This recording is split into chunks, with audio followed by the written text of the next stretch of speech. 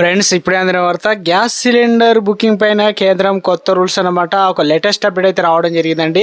So ఆ వివరాలు ఏంటనేది కూడా వీడియోలో తెలుసుకుందాం. వీడియోని చివరి వరకు చూడండి, అర్థమవుతుంది. మరోసారి ఛానల్ వస్తే తప్పకుండా సబ్స్క్రైబ్ చేసుకోండి. చూస్తున్నారు కానీ లైక్ చేయడం మర్చిపోతున్నారు. లైక్ చేయండి. వీడియోలోకి అయితే వెళ్ళిపోదామండి. అంతర్జాతీయ మార్కెట్లో చమురు గ్యాస్ సంక్షోభం మరియు సరఫరాల్లో అంతరాయాలను దృష్టిలో ఉంచుకొని దేశంలో వంట గ్యాస్ పంపిణీపైన కేంద్ర ప్రభుత్వం కఠినమైన నియంత్రణను విధిస్తుందన్నమాట.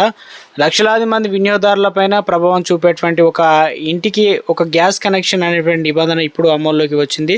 దీని ప్రకారం ఒకే ఇంట్లో ఎల్పిజి సిలిండరు, గ్యాస్ కనెక్షన్ మరియు PNG piped natural gas connection రెండింటినీ కూడా ఒకేసారి కలిగి ఉండటానికి అనుమతి లేదు.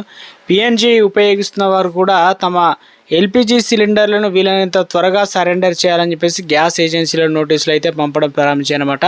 అదేవిధంగా ఏమిటి కొత్త నిబంధన అంటే, ఇళ్లలో పిఎన్జి కనెక్షన్ ఉంటే అక్కడ ఎల్పిజి సిలిండరు వినియోగించడం చట్టవిరుద్ధం అవుతుంది. కాబట్టి అటువంటి ఇళ్లలో సిలిండర్ని రీఫిల్ చేయకూడదని చెప్పేసి చమురు కంపెనీలు ప్రభుత్వం ఆదేశాలు జారీ చేసిందనమాట. వంట గ్యాస్ పంపిణీలో డూప్లికేషన్ నివారించడానికి మరియు అర్హులైన వారికి మాత్రమే ఇంధనాన్ని చేరవేయడానికి ఈ చర్య తీసుకుంటున్నారన్నమాట. నియమాలు కఠినతరం చేయడానికి కారణం ఏంటంటే, పశ్చిమ ఆసియాలో రాజకీయ ఉద్రిక్తలు మరియు హర్ముజ్ జలసంధి ద్వారా సరుకు రవాణా అడ్డంకులను ప్రపంచవ్యాప్తంగా ఇంధన సంక్షోభానికి కారణమయ్యాయి. దిగుమతులపైన ఎక్కువగా ఆధారపడే భారతదేశం ఈ పరిస్థితిలో దేశీయ సరఫరాను క్రమబద్ధీకరించడానికి నియంత్రణను అమలు చేస్తుందన్నమాట. పిఎన్జి సౌకర్యం లేని ఇళ్లకు ఎల్పిజి లభ్యత నిర్ధారించడమే దీని యొక్క ప్రధాన లక్ష్యం అంటున్నారు. నిబంధనలు ఉల్లంఘిస్తే ఏమవుతుందంటే, కొత్త మార్గదర్శకాలు పాటించిన వారిపైన కఠిన చర్యలు అయితే తీసుకుంటామని చెప్పేసి అధికారులు హెచ్చరించారు. ముందస్తు సమాచారం లేకుండా ఎల్పిజి కలెక్షన్ను రద్దు చేయడం, జరిమానా విధించడం, సిలిండర్ రీఫిల్ చేయడం, నిలిపివేయడం వంటి చర్యలు అయితే ఉంటాయన్నమాట.